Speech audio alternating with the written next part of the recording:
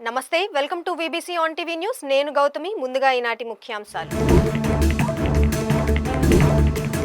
Dubai యువరాజుతో ప్రధాని మోదీ భేటీ. యుఏఈతో సంబంధాలను బలోపేతం చేస్తామని వ్యాఖ్య. వచ్చే ఏడాదికి భోగాపురం ఎయిర్పోర్టు పూర్తి. నిర్మాణ పనులు పరిశీలించిన మంత్రి రామ్మోహన్ నాయుడు. జేఈఈ అభ్యర్థుల ఆలస్యానికి ట్రాఫిక్ కారణం కాదు. విద్యార్థుల ఫిర్యాదుపై విశాఖ పోలీసుల వివరణ. స్విమ్మింగ్ పూల్లో బాలుడి మృతిపై దర్యాప్తు ప్రారంభం. నిర్వాహకుల నిర్లక్ష్యమే కారణమన్న విశాఖ సిపి. ప్రధానమంత్రి నరేంద్ర మోదీ దుబాయ్ యువరాజు Sheikh Hamdan bin Mohammed bin Rashid Al మక్తూమ్తో సమావేశమయ్యారు. న్యూఢిల్లీలో జరిగిన ఈ సమావేశంలో విదేశీ వ్యవహారాల శాఖ మంత్రి డాక్టర్ ఎస్ జైశంకర్, రక్షణ మంత్రి రాజ్నాథ్ సింగ్ తదితరులు పాల్గొన్నారు. ఈ సమావేశంలో ప్రధాని మోదీ మహావీరుడు మహారాణా ప్రతాప్ గురించి, ఆయనకు విశ్వసనీయంగా సేవలందించిన గుర్రం చేతక్ గురించి దుబాయ్ యువరాజుకు వివరించారు. ఈ సందర్భంగా ప్రధాని మోదీ భారత్, యుఏఈ దేశాల మధ్య సంబంధాలు బలోపేతానికి నిబద్ధతతో ఉన్నట్టు స్పష్టం చేశారు. భారత్ యుఏఈ సమగ్ర వ్యూహాత్మక భాగస్వామ్యాన్ని ముందుకు తీసుకుపోవడంలో దుబాయ్ కీలక పాత్రను పోషించిందని కొనియాడారు. దుబాయ్ యువరాజును కలిసినందుకు సంతోషంగా ఉందని ప్రధాని ఎక్స్ వేదికగా తెలిపారు. ఇరు దేశాల మధ్య స్నేహాన్ని దుబాయ్ యువరాజు ప్రత్యేక పర్యటన మరింత దృఢపరచడంతో పాటు రాబోయే కాలంలో ఇప్పటికన్నా బలమైన సహకారం నెలకొనడానికి కూడా బాటలు వేస్తోందని ప్రధాని వ్యాఖ్యానించారు.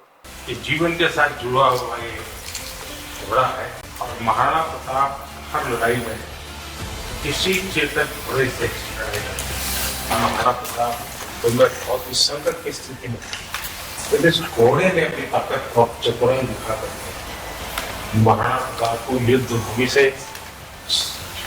సఫలతాపూర్వక బాహర్ నికాల్తే. కేంద్ర పౌర విమానయాన శాఖ మంత్రి కింజరాపు రామ్మోహన్ నాయుడు భోగాపురం అంతర్జాతీయ విమానాశ్రయం పనులను పరిశీలించారు. మంత్రి కొండపల్లి శ్రీనివాస్, ఎంపీ కలిశెట్టి అప్పలనాయుడు, మార్క్ఫెడ్ చైర్మన్ బంగారాజు తదితరులు ఆయనతో పాటు పర్యటించారు. ఈ సందర్భంగా కేంద్ర మంత్రి రామ్మోహన్ నాయుడు మాట్లాడుతూ, దేశంలో అత్యాధునిక ఎయిర్పోర్టుల్లో భోగాపురం ఒకటి అని, ఈ ఎయిర్పోర్టు నిర్మాణంతో దేశం రూపురేఖలు మారనున్నాయని అన్నారు. అన్ని రకాల సదుపాయాలతో భవిష్యత్తు అవసరాలను దృష్టిలో పెట్టుకుని నిర్మాణం జరుగుతుందన్నారు. ఎర్త్ వర్క్ పూర్తయిందని, runway 97%, టాక్సీవే 92%, terminal building 60%, ATC tower 72%, ancillary building 40% పూర్తయినట్టు తెలిపారు. 2026 జూన్ నాటికి మొత్తం పనులు పూర్తి చేస్తామన్నారు. విశాఖ ట్రాఫిక్ ను ప్రధానాంశంగా పరిగణనలోకి తీసుకున్నామని చెప్పారు. ఉత్తరాంధ్ర సంస్కృతి, సాంప్రదాయం, కళలు తెలియజేసేలా విమానాశ్రయం లోపల ఇంటీరియర్ డిజైన్ చేపడుతున్నట్టు కేంద్ర మంత్రి వివరించారు. 2026 అయితే చంద్రబాబు నాయుడు గారు కూడా స్పష్టంగా చెప్పారు, జూన్ 26 కల్లా ఇది పూర్తి చేసి అందజేయాలని. దానికి అనుగుణంగా టైం లైన్స్ అన్ని కూడా మార్చుకొని ప్రతి ఒక్క కార్యక్రమంలో కూడా స్పీడప్ చేసి ఈరోజు కార్యక్రమాలన్నీ కూడా చేస్తున్నాం. దేశంలో కూడా వస్తున్నటువంటి 3 అద్భుతమైన గ్రీన్ఫీల్డ్ ఎయిర్పోర్ట్లు, ఒకటి నవీ ముంబై ఎయిర్పోర్ట్ ముంబైకి అదనంగా వస్తుంది, అలాగే జేవర్ నోయిడా ఇంటర్నేషనల్ ఎయిర్పోర్ట్ ఢిల్లీకి అదనంగా వస్తుంది, మరొకటి ముఖ్యమైనటువంటిది మన భోగాపురం ఇంటర్నేషనల్ ఎయిర్పోర్ట్. ఈ 3 ఎయిర్పోర్ట్లు కూడా మన దేశం తాలూకా రూపురేఖలు మార్చే స్థాయిలో అద్భుతంగా ఎక్కడికక్కడ నిర్మాణం జరుగుతున్నాయి. మరి ఇది కూడా మరొక సంవత్సరం కాలంలో ఇది కూడా పూర్తి చేసి జాతికి అంకితం చేయబోతున్నాం. ఇప్పుడే మనం యాక్టివిటీ చూసుకుంటే ఇక్కడ ఎయిర్పోర్ట్ వస్తుంది కాబట్టి మన ఎయిర్పోర్ట్ తాలూకా డెవలపర్సే ఒక హోటల్ కూడా ఇక్కడ ఎస్టాబ్లిష్ చేస్తున్నారు. అది కూడా వచ్చే ఓపెనింగ్ టైంలోనే ఆ హోటల్ కూడా తాజ్ వాళ్ళకి అప్పచెప్పడం జరిగింది. తాజ్ సంస్థ ద్వారా ఆ హోటల్ను కూడా రన్ చేస్తారు. అలాగే చుట్టుపక్కల కూడా మనం చూసుకుంటే చాలా వరకు ఎకనామిక్ యాక్టివిటీ క్రియేట్ చేసే విధంగా స్కూల్స్ అదనంగా కొత్త స్కూల్స్ రావడం, లేకపోతే హోటల్స్ రావడం, లేకపోతే అదర్ సర్వీస్ ఇండస్ట్రీస్ ఆల్రెడీ ఇప్పుడిప్పుడే భోగాపురం చుట్టుపక్కల కూడా అన్ని ప్రాంతాల నుంచి కూడా ఇక్కడ ప్రజలు వచ్చి ఏదో ఒక రకంగా ఒక కార్యక్రమం చేయాలని ఉత్సాహంగా చూస్తున్నారు. అక్కడ నుంచి మనం చూసుకుంటే ఖచ్చితంగా దాని తాలూకా బెనిఫిట్ కేవలం విజయనగరం, విశాఖపట్నం వరకే కాకుండా శ్రీకాకుళం జిల్లాకి కూడా వచ్చే విధంగా ఇక్కడ ఎయిర్పోర్ట్ని భవిష్యత్తులో అన్ని రకాలుగా కూడా నిర్మిస్తామని సందర్భంగా తెలియజేసుకుంటున్నాం. యాక్చువల్గా కల్చరల్ డిజైన్స్ కూడా ఉత్తరాంధ్రలో ఉన్నటువంటి మన ముగ్గులు కానీ, మన తాలూకా కల్చరు ట్రెడిషన్ అది కూడా ఉట్టిపడేలా ఇక్కడ ఇంటీరియర్స్ను కూడా మనం డిజైన్ చేయడం జరుగుతుంది. అది కూడా చాలా చక్కగా ఒక ముందు చూపుతో మన తాలూకా ప్రాంతాన్ని ప్రతిబింబించేలా ఆ కార్యక్రమాన్ని కూడా ఇక్కడ చేయడం జరుగుతుంది. అలాగే ఇక్కడ ఎయిర్పోర్ట్ తాలూకా రన్వే లెంత్ 3.8 కిలోమీటర్స్ ఉంది. దేశంలో పెద్ద ఎయిర్పోర్ట్ల తాలూకా రన్వేలు ఎంత పొడవుగా ఉంటాయో అంత పొడవైనటువంటి రన్వే ఇక్కడ మనం నిర్మించుకున్నాం. అంటే కేవలం రేపు భవిష్యత్తులో ఉండే డిమాండ్కే కాకుండా పెద్ద ప్లేన్స్ కూడా ఇక్కడ ల్యాండ్ అవ్వాలనంటే ముందు చూపుతో పెద్ద రన్వేని కూడా మనం ఎస్టాబ్లిష్ చేసుకున్నాం. కాబట్టి సుమారు 40 మిలియన్ కెపాసిటీ ఉండే ఎయిర్పోర్ట్గా ఇది తయారు చేయొచ్చు మనం భవిష్యత్తులో కూడా. విశాఖపట్నంకి ఈ యొక్క ఉత్తరాంధ్ర ప్రాంతానికి ఒక 30 సంవత్సరాలు 40 సంవత్సరాల వరకు పూర్తిగా ఇక్కడ ఉండే డిమాండ్ని కేటర్ చేసే విధంగా ఎయిర్పోర్టు మనకందరికీ కూడా ఉపయోగపడబోతుంది. వీలైనంత త్వరగా చేయాలనే ప్రయత్నంతో ఎప్పటికప్పుడు రివ్యూ మీటింగ్లు కూడా చేస్తున్నాం. చాలా సాటిస్ఫాక్టరీగా వాళ్ళు కూడా సహకరిస్తూ అన్ని కార్యక్రమాలు కూడా ముందుకు నడిపిస్తున్నారు. జిఎంఆర్ సంస్థ కూడా ప్రత్యేక అభినందనలు తెలియజేసుకుంటున్నాను. విశాఖ పోర్ట్ స్టేడియంలోని విశ్వనాథ స్పోర్ట్స్ క్లబ్ స్విమ్మింగ్ పూల్లో పడి బాలుడు మృతి చెందిన ఘటన నేపథ్యంలో పోలీసులు దర్యాప్తు ప్రారంభించారు. నగర పోలీస్ కమిషనర్ సంకబ్రత బాగ్చి ఘటనా స్థలాన్ని పరిశీలించారు. భద్రతా ప్రమాణాలు సరిగా పాటించకపోవడం, నిర్వాహకుల నిర్లక్ష్యం ఈ ఘటనకి కారణంగా తెలుస్తోందని ఆయన మీడియాకు వెల్లడించారు. వ్యాపారమే పరమావధిగా ఇక్కడి నిర్వాహకులు ఉన్నట్లు తెలుస్తోందని పేర్కొంటూ దర్యాప్తులో అన్ని విషయాలు వెలుగు చూస్తాయన్నారు. నగరంలో ఇటువంటి స్విమ్మింగ్ పూల్స్ ఉన్న ప్రతి చోట తనిఖీలు నిర్వహించి వాటి ప్రమాణాలను నిర్ధారించే బాధ్యతను జీవీఎంసీ, పర్యాటక శాఖలు తీసుకోవాల్సిన అవసరం ఉందని కమిషనర్ అన్నారు. నిన్న విశ్వనాథ్ స్పోర్ట్స్ క్లబ్ పరిధిలో ఒక ఇన్సిడెంట్ జరిగింది. ఒక 7 years బాలుడు మునిగిపోయి చనిపోయారండి. సో మాకు 6 తర్వాత ఇన్సిడెంట్ జరిగింది. మాకు అరౌండ్ 8 o'clock ఇన్ఫర్మేషన్ వచ్చింది. సో మేము కేసు రిజిస్టర్ చేసాము, దర్యాప్తు చేస్తున్నాం. ఈరోజు ఇక్కడికి వచ్చి చూస్తే ఇన్ఫ్రాస్ట్రక్చర్లో చాలా లోపాలు ఉన్నాయి. అక్కడ ఇటువంటి చిన్న పిల్లలు స్విమ్మింగ్ పూల్లో దిగితే ఖచ్చితంగా లైఫ్ గార్డ్ ఉండాలి, లైఫ్ సేవింగ్ ఎక్విప్మెంట్ ఉండాలి.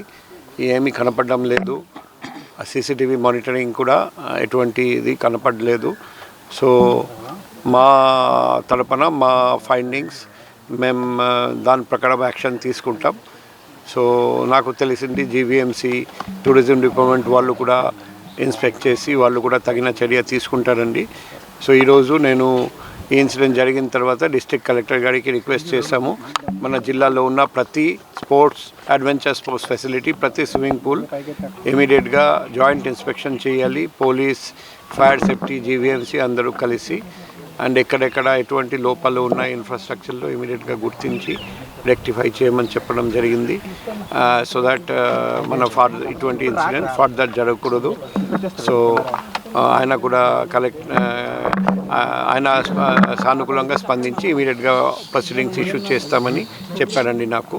సో ఈ ఎక్సర్సైజ్ చేస్తే ఫ్యూచర్లో మన జిల్లాలో ఎటువంటి ఇన్సిడెంట్ జరగనీయకుండా చూడొచ్చు.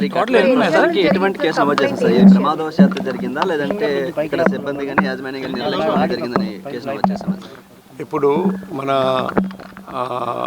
చనిపోయిన అబ్బాయి తల్లిదండ్రులు కంప్లైంట్ ఇచ్చారండి. ఏ కంప్లైంట్ ఇచ్చారంటే ప్రమాదవశాత్తు ఈ యాక్సిడెంట్ జరిగిందని అతను ఆ కంప్లైంట్ ఇవ్వడం జరిగింది. కాబట్టి అటువంటి కంప్లైంట్ బేస్ చేసుకుని మనం 194 BNS కింద కేసు నమోదు చేశాము. కానీ ఇప్పుడు దర్యాప్తు భాగంగా మనకు ఎటువంటి ఇన్ఫర్మేషన్ తెలుస్తుంది, ఎవరెవరు తప్పు చేస్తారని తెలుస్తుంది. దాని ప్రకారం మేము ముందుకు వెళ్తాం. అదే చెప్పాము. సీసీటీవీ లేకపోవడం, లైఫ్ గార్డ్ లేకపోవడం, లైఫ్ సేవింగ్ ఎక్విప్మెంట్ లేకపోవడం, ఇవన్నీ చాలా గ్లేరింగ్ ల్యాప్సెస్. అది క్లియర్గా కనిపిస్తుంది. సో మేము కూడా దర్యాప్తు భాగంగా ఇంకా ఎటువంటి ల్యాప్సెస్ మనకు తెలుస్తుంది, దాన్ని బట్టి మేము యాక్షన్ పేరెంట్స్ కూడా లోపలికి అలౌ చేయకపోవడం అనేది కూడా ఒకటి అనుమానం. అదే లైఫ్ గార్డ్ ఇన్స్ట్రక్టర్ వాళ్ళు ఇన్స్ట్రక్షన్ ఇక్కడ ఉండదు, లైఫ్ గార్డ్ ఉండాలి. ఏదైనా స్విమ్మింగ్ పూల్ దగ్గర ఖచ్చితంగా లైఫ్ గార్డ్ ఉండాలి. ఎస్పెషల్లీ చిన్న పిల్లలు స్విమ్మింగ్ పూల్లో దిగుతున్నారు, అప్పుడు లైఫ్ గార్డ్ లేకపోవడం, లైఫ్ సేవింగ్ ఎక్విప్మెంట్ లేకపోవడం అది ఎక్కడ జరగదు. సో అది డెఫినెట్గా గ్లేరింగ్ ల్యాబ్స్ అని మాకు తెలుస్తుంది. అండ్ వాళ్ళు అడల్ట్స్ని ఎందుకు పర్మిషన్ ఇవ్వలేదంటే అడిగితే టికెట్ కొనలేదని, మేము పర్మిషన్ ఇవ్వలేదని చెప్తున్నారు. అంటే ప్యూర్లీ కమర్షియల్ ఇంట్రెస్ట్ గుర్తుపెట్టుకొని వాళ్ళు రన్ చేస్తున్నారు. అది చాలా దురదృష్టకరం. సో ఇవన్నీ మన దర్యాప్తు భాగంగా వస్తుంది.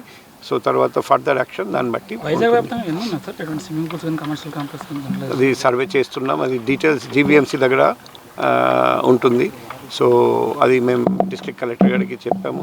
మొన్న కూడా ఏదో కైలాసగిరి దగ్గర ఒకటి రోపోయేలో ఒక ఇన్సిడెంట్ జరిగింది. సో అటువంటి ఇన్సిడెంట్స్ ఫర్దర్ మనం జరగనీయకుండా fire safety plus police plus GVMC అందరూ కలిసి జాయింట్ ఇన్స్పెక్షన్ చేస్తే మంచిది అని నేను రిక్వెస్ట్ చేస్తాను. సార్ మీరు అబ్జర్వ్ చేశారు ఎంత లోతు ఉంది సార్ అది పూల్ అబ్బాయి 7 years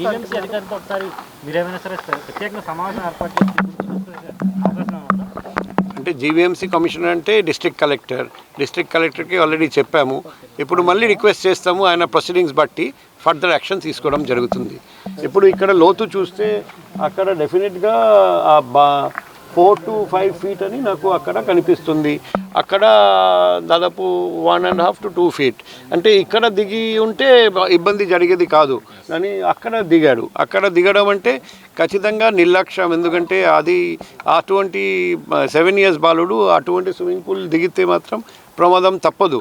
కానీ అట్లా అలౌ చేశారంటే ఖచ్చితంగా నిర్లక్ష్యం అని మనకు క్లియర్గా కనిపిస్తుంది. ఉప ముఖ్యమంత్రి పవన్ కళ్యాణ్ పర్యటన రోజున పెందుర్తి రోడ్డులో ట్రాఫిక్ ఆంక్షల వల్లే జేఈఈ పరీక్ష రాసే అవకాశాన్ని కోల్పోయామని కొందరు బాధితులు చేసిన ఫిర్యాదుపై పోలీసులు వివరణ ఇచ్చారు. ఆ సమయంలో వాహనాల రాకపోకలకు ఎలాంటి అంతరాయం కలగలేదని సీసీటీవీ ఫుటేజీని కూడా చూపిస్తూ మీడియా ముందుకు వచ్చారు. ట్రాఫిక్ ఏడీసీపీ ప్రవీణ్ కుమార్ మాట్లాడుతూ విద్యార్థులు పరీక్షకు సరైన సమయానికి చేరుకోకపోవడానికి పోలీసుల్ని బాధ్యులను చేయడం సరికాదన్నారు. 841కి ఏదైతే సెన్మూసులవాడ అయాన్ డిజిటల్ ఏదైతే సెంటర్ ఏదైతే ఉందో అక్కడికి 341, 342 గంటలకి మరి రీచ్ అయ్యి అక్కడ నుండి మరి పాస్ అవ్వడం జరిగింది. మన అరకు ప్రోగ్రాం సందర్భంగా అక్కడ పాస్ అవ్వడం జరిగింది. అలాగే తర్వాతను దీనికి 8:30కి ముందు కూడాను ఎక్కడ 8:30 తర్వాత కూడాను ఎక్కడ ట్రాఫిక్ అబ్స్ట్రక్షన్ అయితే మాత్రం ఎక్కడ ఏం లేదు. బోత్ సర్వీస్ రోడ్స్ కానీ బీఆర్టీఎస్ కానీ from NAD to up to Pendurthi towards ఏదైతే కొత్త వలస రోడ్ ఏదైతే ఉందో ఎక్కడ ఎటువంటి ట్రాఫిక్ అబ్స్ట్రక్షన్ అయితే మాత్రం ఎక్కడ జరగలేదు. తర్వాతను కంప్లీట్గా ఫ్రీ ఫ్లో జరిగింది. ఎక్కడ ఈ మన జేఈ మెయిన్స్ అటెండ్ అయినటువంటి ఎగ్జామ్స్కి అటెండ్ అయినటువంటి విద్యార్థులకు ఎటువంటి ట్రాఫిక్ పరంగా మాత్రం ఎక్కడ ఎటువంటి అబ్స్ట్రక్షన్ జరగలేదని చెప్పేసి మరి మేము చెప్పడం జరుగుతుంది. ఇప్పుడు ఎంతవరకు వచ్చిన వార్తలను కొంతవరకు మరి దానిలో వాస్తవం లేదని చెప్పేసి మరి చెప్తున్నాము. దీనికి సంబంధించి కొన్ని ఏవైతే విజువల్స్ నా టైం స్టాంప్ ఏదైతే ఉందో ఆ విజువల్స్ కూడా మరి మీకు చూపిస్తాం 1 by 1. ఒకసారి చూడండి. ఒకసారి 8:30 తర్వాత 8:41 వరకు మీరు చూడొచ్చు కదా. ఆ విజువల్స్ మా ఇన్స్పెక్టర్ గారు ప్లే చేస్తారు. ఇప్పుడు పిల్లలు చెప్పిన దానిలో మరి ఆరోపణలు వాస్తవమని అంటే మరి దాని మీద ఒకవేళ వాళ్ళు రావడం లేట్ అయితే మాత్రం మరి దానికి మేమేం చేయలేము తప్పు. కానీ ముందు ట్రాఫిక్ పరంగా మాత్రం ఎటువంటి అబ్స్ట్రక్షన్ జరగలేదు. ట్రాఫిక్ అయితే మాత్రం ఫ్రీ ఫ్లో జరిగింది. రోజు ఎగ్జామ్స్ అవుతున్నాయి, రోజు కొంతమంది ఆబ్సెంటీస్ అవుతున్నారు, రోజు రావట్లేదు. కాకపోతే నిన్న ఒక్కరోజే ట్రాఫిక్ పోలీస్ మీద చెప్పడానికి కారణం ఏమవుతుందండి? ట్రాఫిక్ పోలీస్ ఏంటంటే నిన్న ఇప్పుడు మరి ఏది ట్రాఫిక్ ఆంక్షలు ఏదైతే ట్రాఫిక్ ఆఫ్ చేసినందువల్ల విఐపి ఆ రూట్లో పాస్ అవుతున్న దాని మీద ఆపారని చెప్పేసి దాని మీద విద్యార్థులు మరి టైంకి వెళ్ళలేకపోరని చెప్పేసి మరి మీరు ఆ విద్యార్థులు చెప్పిన మేరకు మరి దానిలో ఇది ఇప్పుడు ఈ వార్తలు అంటూ మరి ప్రచురించబడ్డాయి. కాబట్టి ఒకవేళ వాళ్ళు రావడం లేట్ అయ్యి ఉండొచ్చు. కానీ ట్రాఫిక్ పరంగా మాత్రం వాళ్ళకి అక్కడ ఎటువంటి అబ్స్ట్రక్షన్ జరగలేదు. ట్రాఫిక్ అయితే మాత్రం ఫ్రీ ఫ్లో అయితే అయ్యింది కంప్లీట్గా. ఓకే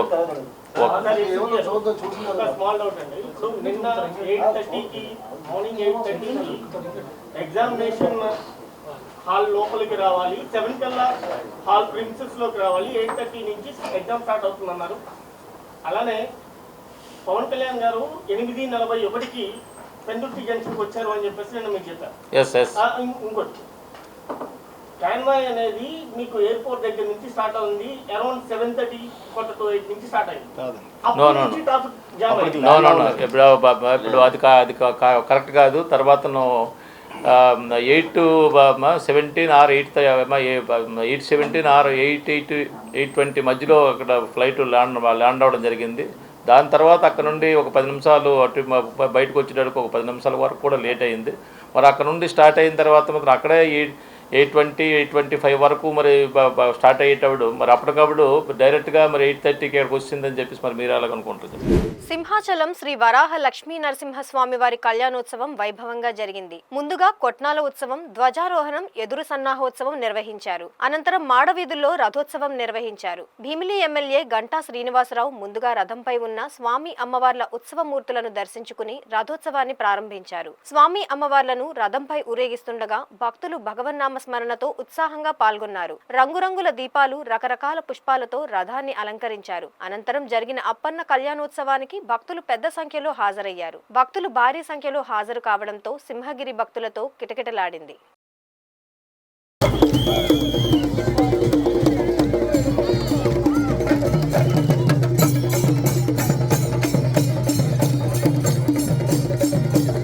పెందుర్తి ఎమ్మెల్యే పంచకర్ల రమేష్ 97వ వార్డులో పలు అభివృద్ధి పనులకు శంకుస్థాపన చేశారు. స్థానిక కార్పొరేటర్ సేనాపతి వసంత శంకర్రావుతో కలిసి ఆయన 1,67 లక్షల రూపాయల ఖర్చుతో వివిధ అభివృద్ధి పనులకు శంకుస్థాపన చేశారు. ఈ సందర్భంగా ఎమ్మెల్యే పంచకర్ల మాట్లాడుతూ సూపర్ 6 పథకాలు అమలులో భాగంగా 2వ విడత ఉచిత గ్యాస్ పథకం ప్రారంభమైందని, వచ్చే నెల నుండి పంటకు పెట్టుబడి కింద రైతులకు 20,000 రూపాయలు అందజేస్తామని చెప్పారు. తల్లికి వందనం, ఎంతమంది పిల్లలు ఉంటే అంతమందికి పథకం వర్తిస్తుందని, ఉచిత బస్సు పథకం కూడా త్వరలోనే అమలు చేస్తామని అన్నారు. కూటమి ప్రభుత్వ హయాంలో అభివృద్ధి, సంక్షేమం నిరంతరం కొనసాగుతాయని, వచ్చే 2-3 నెలల్లో సూపర్ 6 హామీలు పూర్తి స్థాయిలో అమలు చేస్తామని చెప్పారు. పెందుర్తి నియోజకవర్గంలోని 9 వార్డుల్లో సుమారు 70 కోట్ల రూపాయలతో అభివృద్ధి పనులు చేపట్టామని ఈ సందర్భంగా ఎమ్మెల్యే తెలియజేశారు. అందరికీ నమస్కారం. ఈరోజు 97 వార్డులో 1,67 లక్షల రూపాయలతో అభివృద్ధి పనులకు భూమి పూజ కార్యక్రమం చూసుకుంటా ఉన్నాం. అభివృద్ధి సంక్షేమం అనేది నిరంతర ప్రక్రియ. మరి మీకు తెలుసు, ప్రతి వారం 10 రోజులకు ఒకసారి 2 కోట్లు 3 కోట్లు 1.5 కోట్లు ఇలా మనం టెండర్ అవగానే వర్క్ మొదలవుతుంది అనగానే భూమి పూజ కార్యక్రమాలు చేసుకుంటా ఉన్నాం. దగ్గర రమారమే 70 కోట్ల రూపాయలు మన 9 వార్డుల్లో నిధులు తెచ్చుకున్న ఈ 8 మాసాల కాలంలో. ప్రభుత్వం దగ్గర డబ్బులు లేనప్పుడే, ఆర్థికంగా ఇబ్బందులు ఉన్నప్పుడే మనం ఈ 8 నెలల్లో ఇంత తెచ్చుకున్నామంటే రాబోయే 4 సంవత్సరాల్లో ఒకసారి ఊహించుకోండి అభివృద్ధి అనేది ఎలా పరుగులు పెడుతుందో. స్థానిక కార్పొరేటర్ వసంత శంకర్రావు గారి ఆధ్వర్యంలో ఇక్కడ జరుగుతున్న అభివృద్ధి మనస్ఫూర్తిగా వారిని అభినందిస్తూ, మరి గతంలో ప్రతిపక్షంలో ఉండటం వల్ల వాళ్ళు చేసుకోకపోయిన పనులన్నీ కూడా మా కార్పొరేటర్లో నేను కలిసి కమిషనర్తో కానీ, ఇప్పుడు కమిషనర్ లేని ఇన్ఛార్జి కలెక్టర్తో కానీ కూర్చొని ఎప్పటికప్పుడు క్లియర్ చేసుకుంటూ మానిటర్ చేసుకుంటూ ముందుకు పోతా ఉన్నాం. మరి సంక్షేమం గురించి చెప్పక్కర్లేదు, అన్ని పథకాలు కూడా ఫస్ట్ తారీఖు అందే విధంగా సంక్షేమం, అభివృద్ధి. కొన్ని రోజుల్లో దీపం 2 పథకం కూడా ఇప్పుడు స్టార్ట్ అయింది. కొన్ని రోజుల్లో తల్లికి వందనం కార్యక్రమం ద్వారా ఏదైతే ఇంటిలో గతంలో ఒక పిల్లాడికి ఇచ్చిన డబ్బులు కాకుండా ఎంతమంది ఉంటే చదువుకుంటే అంతమందికి అన్ని 15,000 ఇచ్చే కార్యక్రమం కూడా చేపడతా ఉన్నాం. మరి కొద్ది రోజుల్లోనే ఆర్టీసీ ఉచిత ప్రయాణం, ఏదైతే మా సూపర్ 6 పథకాలు ఉన్నాయో, రైతుకి పంటకు పెట్టుబడిగా ఫ్రీగా 20,000 కానీ, ఇవన్నీ కూడా ఒక 2 నెలల్లో మొత్తం పూర్తవుతా ఉన్నాయి. ఏ ఒక్క పథకాన్ని వదలకుండా అమలు చేసే బాధ్యత మా ముఖ్యమంత్రి చంద్రబాబు నాయుడు గారు, ఉప ముఖ్యమంత్రి పవన్ కళ్యాణ్ గారు తీసుకుంటూ ఉన్నారు. తప్పకుండా ఈ ప్రాంతాల్లో మమ్మల్ని గెలిపించి మమ్మల్ని ఆశీర్వదించిన ప్రజల మన్ననలు పొందే విధంగా పనిచేస్తామని చెప్పి మీ ద్వారా మాట్లాడుతున్నాను. అనకాపల్లి జిల్లా అచ్యుతాపురం ఫార్మాసిటీలో మరో ప్రమాదం జరిగింది. అచ్యుతాపురం సెజ్లోని దిబ్బపాలెంలో ఉన్న రుషిల్ డెకార్ పరిశ్రమలో పేలుడు సంభవించింది. పరిశ్రమలో ఉన్న బాయిలర్ పేలడంతో ప్రమాదం జరిగినట్టు తెలిసింది. సమాచారం తెలుసుకున్న అగ్నిమాపక శాఖ అధికారులు ఘటనా స్థలానికి చేరుకుని మంటలను అదుపు చేశారు. పోలీసులు రంగప్రవేశం చేసి దర్యాప్తు చేస్తున్నారు. ఎటువంటి ప్రాణ నష్టం జరగకపోవడంతో అధికారులు, జిల్లా యంత్రాంగం ఊపిరి పీల్చుకున్నారు. ఇటీవల పరవాడ ఫార్మాలో విషవాయువులు పీల్చి ఒక వ్యక్తి మృతి చెందిన ఘటన మరొక ముందే మళ్లీ అచ్యుతాపురం ఫార్మాలో అగ్ని ప్రమాదం జరగడంతో కార్మికులు ఆందోళనకు గురవుతున్నారు.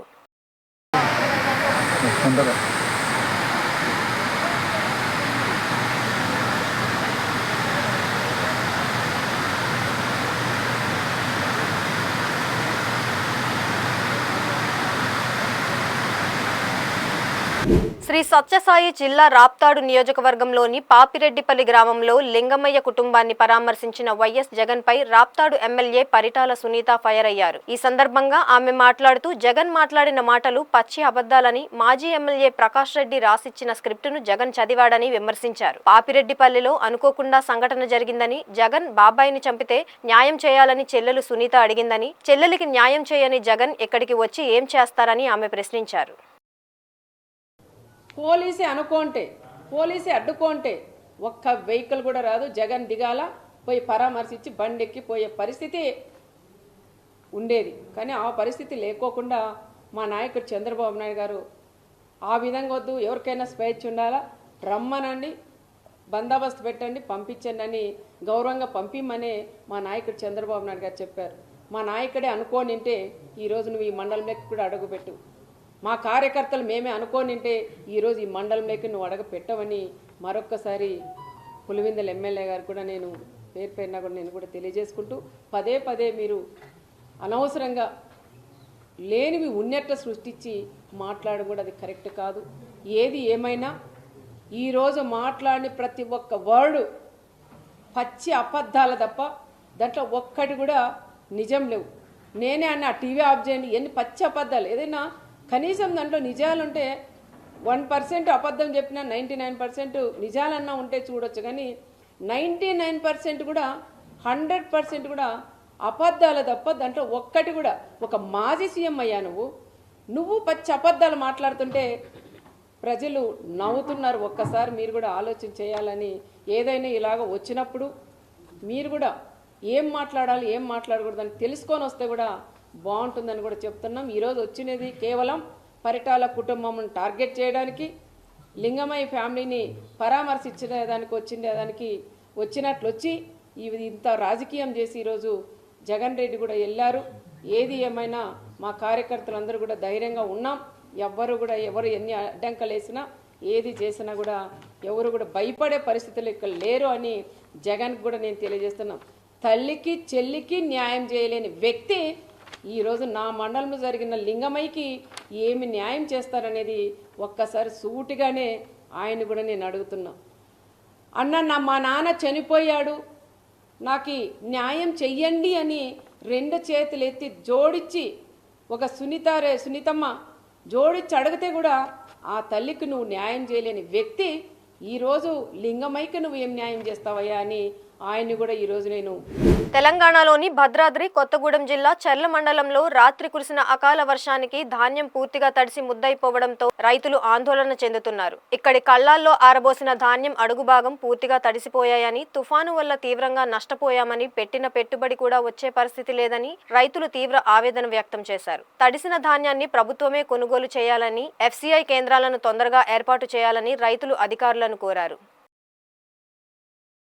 నా పేరు చంద్రశేఖర్ రెడ్డి, తేగడ గ్రామం అండి మాది. నేను 15 ఎకరాల వరకు ఈ ప్యాడీ వ్యవసాయం చేశాను. ఈ అకాల వర్షానికి చాలా ఇబ్బంది అవుతుంది మాకు. ఈ కోతల టైంలో ఇట్లా సికావు చేస్తే మేము చాలా నష్టపోవాల్సి వస్తుంది. ఆఖరికి ఒక 8 ఎకరాలు చూసాను, ఇంకా 5-6 ఎకరాలు మిగిలింది కోత.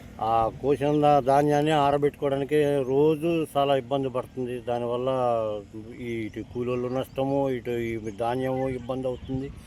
దీన్ని గమనించన్నా వాళ్ళు గవర్నమెంట్ FCI పెట్టేసి గమనక ఆరిన సరుకును ఆరినట్టు పట్టుకెళ్తే బాగుండేది. ఆరిన సరుకును కూడా మేము దాయలేకపోతున్నాం. ఇప్పటికీ వాళ్ళు FCI ఇంకా ఇప్పటికీ మొదలవ్వలేదు. ఏం చేయాలో అర్థం కావట్లేదు. ఒక పక్కన ప్రభుత్వం ఏమంటారు, మీరు ఎవరికి అమ్మొద్దు అని ఒక పక్కన వార్తలలో చెప్తున్నారు.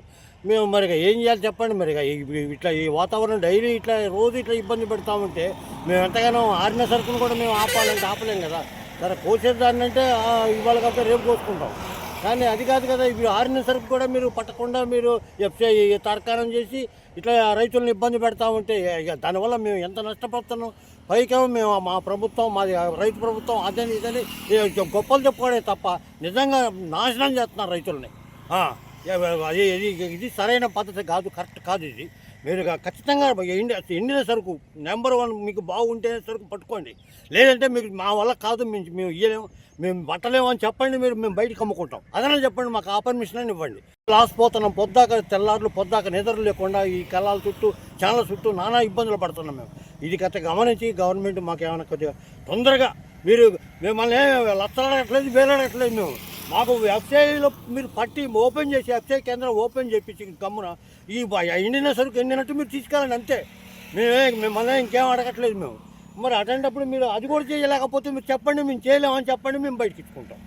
అది కాబట్టి ప్రభుత్వంకి నా ఎందుకు దయ ఉంచి నా బాగానే అర్థం చేసుకొని ఇప్పటికైనా ఎఫ్సిఐ ఓపెన్ చేయించి గమన ఆరినట్టు పట్టుకోండి. మిమ్మల్ని ఆరకుండా పట్టమని అంటలేదు, తేమ శాతం ఉంటే పట్టమంటలేదు, లేకపోతే పెద్ద ఉంటే పట్టమంటలేదు. పర్ఫెక్ట్గా మీకు నచ్చితేనే సరుకు పట్టుకోండి. అది మేము చెప్పేది. అది దాని గురించి ఈ రకంగా ఇప్పటికైనా పాపం మాకు న్యాయం చేసి ఎఫ్సిఐ కేంద్రాన్ని ఓపెన్ చేస్తారని చెప్పేసి మేము కోరుకుంటున్నాం.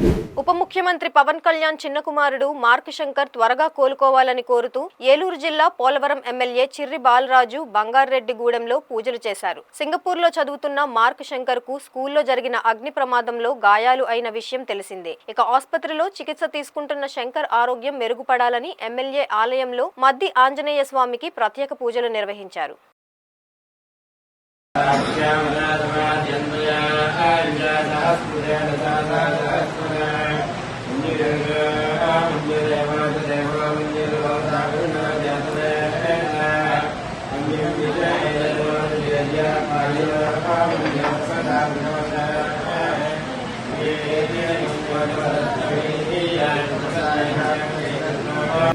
అనంతపురం జిల్లా గుంతకల్లు నియోజకవర్గం నక్కనదొడ్డి గ్రామం పీడబ్ల్యూఓ ఆఫీసులో ఐఓసీఎల్ ఆధ్వర్యంలో కుట్టు మిషన్ శిక్షణ తరగతులు ప్రారంభించారు. ఈ కార్యక్రమానికి ముఖ్య అతిథిగా గుంతకల్లు నియోజకవర్గం ఎమ్మెల్యే గుమ్మనూరు జయరాం హాజరయ్యారు. ఈ సందర్భంగా ఎమ్మెల్యే మాట్లాడుతూ నియోజకవర్గంలోని మహిళలకు కూటమి ప్రభుత్వం ఆధ్వర్యంలో కుట్టు మిషన్ శిక్షణ తరగతులు నిర్వహించడం జరుగుతుందన్నారు. ఈ అవకాశాన్ని మహిళలంతా సద్వినియోగం చేసుకోవాలని కోరారు. ఈ అవకాశం కల్పించిన ఐఓసీఎల్ కి ధన్యవాదాలు తెలిపారు. మహిళలు తమ కాళ్లపై తాము జీవించడానికి ఇదొక మంచి కార్యక్రమమని పేర్కొన్నారు. శిక్షణ అనంతరం మహిళలకు సర్టిఫికేట్ 10,000 విలువ గల కుట్టు మిషన్ కూడా ఉచితంగా అందజేస్తారని తెలిపారు. చెందిన పల్లె అక్క చెల్లెమ్మలకి ట్రైనింగ్ వ్యవస్థ పెట్టి 45 రోజులు వాళ్ళు శిక్షణ పొంది ఆ గ్రామంలోనే శిక్షణ వాళ్ళు ఇచ్చేవాళ్ళు కూడా ఆ గ్రామంలో వచ్చి వారి మధ్యాహ్నం భోజనం కూడా కల్పించి అన్ని విధాలుగా శిక్షణ తర్వాత వారికి సర్టిఫికెట్ తో పాటు ఒక్కొక్క కుట్టు మిషన్ ఇవ్వడం కూడా జరుగుతుంది. కాబట్టి మీరు కూడా అందరూ అక్క చెల్లెమ్మలు అందరూ కూడా ఈ అవకాశాన్ని సద్వినియోగం చేసుకోవాలా. ఇది మీ కాళ్ళపైనే బతికేదానికి ఇది ఒక మంచి అవకాశం. ఈ అవకాశాన్ని మీరు అందరూ సద్వినియోగం చేసుకుంటారు. అదేవిధంగా స్కిల్ డెవలప్మెంట్ గారి విశ్వకర్మ ద్వారా కేంద్ర ప్రభుత్వం ప్రవేశపెట్టిన పథకం అన్ని వర్గాల వారికి వారి కుల వృత్తుల ప్రకారంగా అన్ని కులాల వారికి నాయ బ్రాహ్మణులకి వడ్డెర వాళ్ళకి అదేవిధంగా కుమ్మర కమ్మర వాళ్ళకి అన్ని విధాలుగా శిక్షణ పొందేదానికి ఆ శిక్షణ కల్పిస్తూ ఆ శిక్షణ పొందేటప్పుడు కూడా వారికి ఒక్కొక్క రోజుకి 500 రూపాయలు చొప్పున కూడా విశ్వకర్మ ద్వారా స్కిల్ నేర్పించేదానికి కూడా అలాంటి అవకాశాలు ఉన్నాయి. అలాంటి అవకాశాలు కూడా ప్రతి ఒక్కరూ ప్రతి కుల వృత్తుల ప్రకారంగా ప్రతి కులానికి చెందిన వారికి అందరికి కూడా అన్ని వృత్తులకు సంబంధించిన పరికరాలతో పాటు స్కిల్ నేర్పిస్తూ స్కిల్ తో పాటు వాళ్ళకి కిట్లు కూడా ప్రవేశపెడుతున్నారు.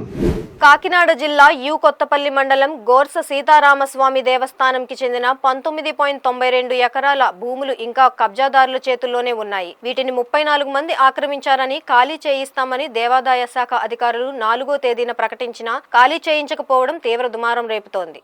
దీంతో గోర్సా గ్రామ ప్రజలు ఆ గ్రామంలో ధర్నా చేశారు. అనంతరం వారు కాకినాడ కలెక్టరేటుకు చేరుకున్నారు. అక్కడ తిరిగి ఆందోళన నిర్వహించారు. కలెక్టర్ ఆదేశాల మేరకు డిఆర్ఓ వారితో చర్చలు జరిపారు. ఆలయ భూముల వివాదాన్ని సీతారామస్వామి దేవాలయ భక్తుడు కామేశ్వరరావు మీడియాకు తెలిపారు. కోర్టు ఆదేశించిన ఆక్రమణదారులను అధికారులు తొలగించడం లేదని విచారం వ్యక్తం చేశారు.